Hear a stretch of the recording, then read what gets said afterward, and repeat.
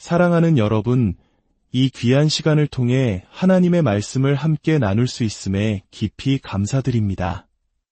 여러분의 삶에 주님의 은혜와 평강이 늘 함께하기를 기도합니다.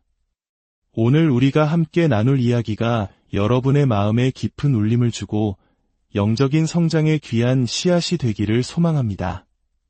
만약 오늘 말씀이 여러분의 마음에 와닿는다면 이 영상을 공유하고 구독을 눌러주십시오. 주님의 말씀을 전파하는 일에 동참하는 것은 다른 이의 삶에 은혜의 빛을 비추는 귀한 사역입니다. 이 채널을 통해 계속해서 영적인 양식을 얻으시도록 주님의 이름으로 여러분 모두를 축복합니다. 자, 이제 함께 깊은 질문을 던져보려 합니다. 우리는 이 세상에 태어났을까요? 우리는 무엇을 위해 이 삶을 살아가는 것일까요? 단순히 생계를 유지하기 위해, 세상의 즐거움을 찾기 위해, 또는 육체의 만족을 채우기 위해 이곳에 온 것일까요? 한국 사회는 우리에게 끊임없이 더 높은 스펙, 더 넓은 집, 더 큰 성공을 요구하며 숨가쁘게 달려가라고 말합니다. 하지만 잠시 멈춰서서 생각해 봅시다. 이 모든 것들이 우리 삶의 궁극적인 목적이 될 수 있을까요? 성경은 분명히 말합니다. 우리는 이 세상에 단 한 가지, 오직 한 가지 목적을 위해 왔습니다. 바로 우리가 언젠가 주님 앞에 서게 될 그날을 준비하기 위함입니다. 히브리서 9장 27절은 이렇게 말씀합니다. 한 번 죽는 것은 사람에게 정해진 것이요 그 후에는 심판이 있으리니 우리 모두는 예외 없이 그날을 맞이하게 될 것입니다. 대부분의 사람들은 그날에 대해 깊이 생각하지 않고 살아갑니다. 하지만 여러분 한 사람 한 사람의 삶, 여러분의 영혼은 하나님께 온 우주보다 더 귀한 존재입니다. 하나님께 여러분이라는 한 영혼은 모든 천사와 피조물을 합친 것보다 더 소중합니다. 그렇기에 예수님께서 이 땅에 오셔서 당신을 위해 십자가에서 피 흘려 돌아가신 것입니다. 그 놀라운 사랑과 은혜로 우리의 영혼이 구원을 받았습니다. 하나님께서는 우리에게 단 한 가지를 요청하십니다. 바로 그분을 위해 살고 그분을 따르는 삶입니다. 그리스도인의 삶이란 단순히 내 힘으로 착하게 살려고 노력하는 것이 아닙니다. 그것은 주님을 신뢰하고 주님께 나 자신을 온전히 내어드리는 삶입니다. 성경 어디에도 그리스도인의 삶을 살기 위해 노력하라고 말하지 않습니다.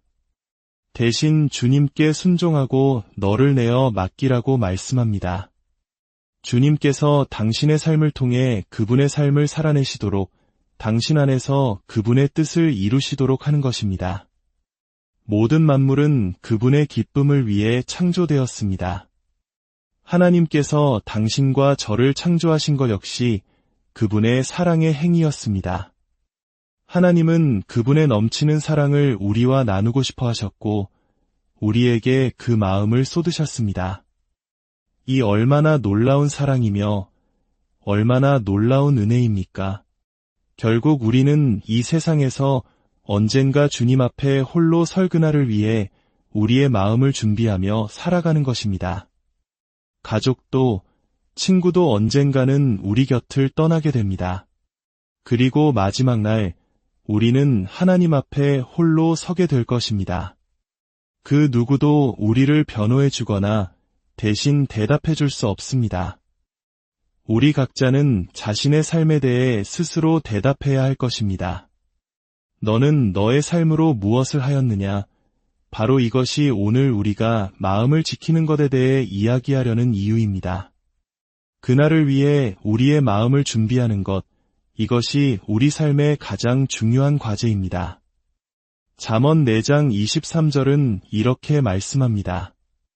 모든 지킬 만한 것 중에 더욱 내 마음을 지키라. 생명의 근원이 이에서 남이니라. 우리의 마음이 바로 삶의 모든 것이 흘러나오는 원천이라는 뜻입니다. 그렇다면 하나님께서는 이 땅에서 무엇을 찾고 계실까요? 역대하 16장 9절은 우리에게 그 답을 줍니다. 여호와의 눈은 온 땅을 두루 감찰하사 전심으로 자기에게 향하는 자들을 위하여 능력을 베푸시나니 하나님은 온 땅을 두루 살피시며 당신을 향해 온전한 마음을 가진 사람을 찾고 계십니다. 그리고 그런 사람에게 당신의 강한 능력을 나타내 보이기를 원하십니다. 온전한 마음이란 죄가 없는 완벽한 마음을 의미하는 것이 아닙니다. 그것은 하나님을 향해 전적으로 헌신되고 진실된 마음을 의미합니다. 하나님은 우리가 이 세상에 사는 동안 바로 그 온전한 마음에 이르기를 원하십니다. 그래야 우리가 마지막 그날의 주님 앞에서 흠없이 부끄럽지 않게 설 수 있기 때문입니다. 이것이 바로 우리 삶의 목표, 우리가 달려가야 할 표대입니다. 사도 바울이 과거의 것은 잊고 표대를 향해 달려간다고 했을 때 그 표대는 바로 주님을 기쁘시게 하는 삶, 그분 앞에 온전히 서는 것이었습니다. 우리의 마음을 지키기 위해 가장 중요한 것 중 하나는 바로 우리의 양심입니다. 마음과 양심은 서로 깊이 연결되어 있습니다. 사도행전 24장 16절에서 사도 바울은 하나님과 사람에 대하여 항상 양심에 거리낌이 없기를 힘쓴다고 고백합니다. 우리 역시 우리 내면을 깊이 들여다보며 스스로에게 질문해야 합니다. 나의 삶은 정결한가? 나의 삶은 하나님께서 받으실 만한가? 마치 시편의 기자 다윗이 하나님이여 나를 살피사 내 마음을 아시며 나를 시험하사 내 뜻을 아옵소서라고 기도했던 것처럼 말입니다. 그렇다면 어떻게 우리의 마음을 지키고 준비할 수 있을까요? 그 시작은 하나님의 말씀을 소홀히 하거나 무시하는 것이 아니라 그 말씀을 우리 마음판에 새기는 것입니다. 잠언 7장 2절과 3절은 이렇게 가르칩니다. 내 계명을 지켜 살며 내 법을 내 눈동자처럼 지키라. 이것을 내 손가락에 매며 이것을 내 마음판에 새기라. 하나님의 말씀은 생명입니다. 그리고 그 말씀을 마음판에 새기는 방법은 바로 매일 묵상하는 것입니다. 묵상은 단순히 글자를 읽는 행위가 아닙니다. 그것은 하나님의 말씀을 천천히 음미하고 그 말씀이 내게 무엇을 말하는지 귀 기울이며 그 말씀이 나의 생각과 기도를 빚어내도록 하는 과정입니다. 말씀을 통해 기도할 때 우리의 기도는 더 이상 이것 주세요, 저것 주세요 하는 이기적인 목록에 머무르지 않습니다. 하나님의 말씀 자체가 우리의 기도를 낳고 우리의 영혼을 살찌우게 됩니다. 이것이 매일 우리 자신을 말씀으로 무장하여 악한 영을 대적하고 세상의 유혹을 막아내며 깨끗한 양심과 순결한 마음을 지킬 수 있는 유일한 길입니다. 시편 77편 6절에는 마음을 살피는 아름다운 모습이 그려져 있습니다. 밤에 부른 나의 노래를 기억하며 내 심령과 더불어 스스로 말하며 내 마음이 탐구하기를. 시인은 밤에 조용히 누워 과거의 주님을 찬양했던 아름다운 순간들을 떠올립니다. 그리고 자신의 마음과 깊은 대화를 나누기 시작합니다. 자신의 영으로 부지런히 자기 마음을 탐색합니다. 이것이 바로 우리 모두가 매일 해야 할 일입니다. 우리 마음속에서 누가 더 큰 영향력을 얻고 있는가? 하나님이신가? 아니면 세상인가? 내 마음에서 주님의 자리가 더 넓어지고 있는가? 아니면 세상의 염려와 욕심이 그 자리를 차지하고 있는가? 이것을 점검하는 아주 간단한 방법이 있습니다. 성경을 읽는 것이 기쁨입니까? 아니면 억지로 해야 하는 숙제처럼 느껴집니까? 만약 기쁨이라면 주님께서 당신의 마음을 얻고 계신다는 증거입니다. 만약 억지로 해야 한다면 세상이 당신의 마음을 잠식하고 있다는 신호입니다. 기도도 마찬가지입니다. 하나님과 함께 시간을 보내는 것이 즐거운 대화입니까? 아니면 부담스러운 의무입니까? 만약 억지로 해야만 한다면 세상이 당신의 마음에서 승리하고 있다는 뜻입니다. 그럴 때 우리는 즉시 멈춰서서 무릎 꿇고 회개해야 합니다. 주님, 제 마음을 다시 다스려 주십시오. 제 삶을 주관하여 주십시오. 라고 간구해야 합니다. 더 이상 세상의 마음을 내어주지 않겠다고 결단해야 합니다. 마음을 좋은 상태로 유지하는 비결은 주님과 끊임없이 그리고 자주 교제하는 것입니다. 주님의 사랑스러우심과 아름다우심을 항상 묵상하십시오. 그분이 얼마나 놀라우신 분인지, 얼마나 소중한 분인지 생각하십시오. 주님의 임재라는 따스한 햇살 속에 머무르십시오. 그럴 때 당신의 영혼은 새 힘을 얻고 세상의 모든 오염된 것들로부터 깨끗해질 것입니다. 그럴 때 우리의 입술에서는 사랑하는 예수님, 보배로운 예수님과 같은 사랑의 고백이 자연스럽게 터져나올 것입니다.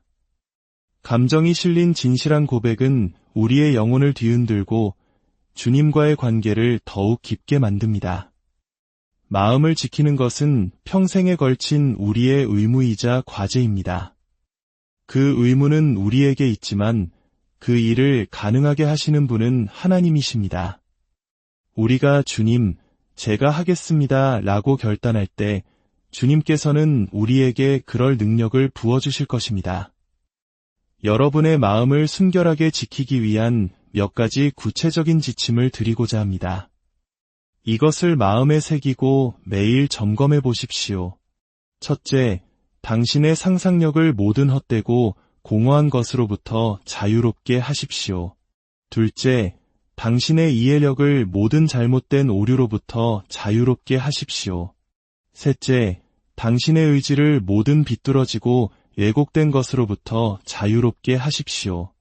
넷째, 당신의 양심을 모든 죄책감으로부터 자유롭게 하여 깨끗하게 하십시오. 다섯째, 당신의 애정을 모든 악한 것에 두지 말고 그것으로부터 자유롭게 하십시오. 여섯째, 당신의 생각을 모든 무가치하고 사악한 것으로부터 자유롭게 하십시오. 이 지침들을 따를 때 우리는 비로소 세상을 차단하고 우리의 마음을 올바르게 지키는 길 위에 서게 될 것입니다. 골로새서 3장 2절은 위의 것을 생각하고 땅의 것을 생각하지 말라고 말씀합니다. 그렇다면 누가 그날의 주님 앞에 설 수 있을까요? 시편 24편 3절에서 5절은 그 답을 명확하게 보여줍니다. 여호와의 산에 오를 자가 누구며 그의 거룩한 곳에 설 자가 누구인가? 곧 손이 깨끗하며 마음이 청결하며 뜻을 허탄한 데에 두지 아니하며 거짓 맹세하지 아니하는 자로다. 그는 여호와께 복을 받고 구원의 하나님께 의를 얻으리니 손이 깨끗하고 마음이 청결한 자. 바로 그런 사람이 주님 앞에 설 것이며 그날에 의롭다 칭함을 받을 것입니다.